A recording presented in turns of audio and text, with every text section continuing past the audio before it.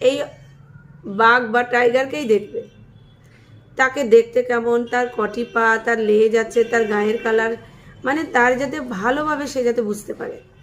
তো যাই হোক, আমার মেন কথা হচ্ছে বাচ্চা এটা টাইগার এটা বলা শিখে গেছে, এটা টাইগার টু ওয়ার্ড বলা শিখে গেছে। এই পজিশনে আসলে আপনি বাচ্চাকে ল্যাঙ্গুয়েজ কিভাবে ডেভেলপ করবেন বা নিজে থেকে কিভাবে কথা বলা শেখাবেন। ধরুন এটা টাইগার, তো আপনি এতদিন ওকে আমি বলেছি টাচ করা শেখাবেন, পয়েন্টিং করা শেখাবেন, কোশ্চেন করবেন, সব পারছে বাচ্চা। এবার নিজে থেকে বলতে গেলে আপনি এতদিন ওকে দিয়ে বলিয়েছেন, আপনি বলেছেন, ওকে দিয়ে বলিয়েছেন, তো এবার থেকে ও বলবে শুধু ও একা, আর আপনি সাইলেন্স থাকবেন, আপনার মুখে কোনো আওয়াজ হবে না, কোনো শব্দ ইউজ করবেন না, আপনি জাস্ট দেখাবেন দেবজিৎ। ধরুন দেবজিৎ আমার সামনে বসে আছে, আমি দেবজিৎকে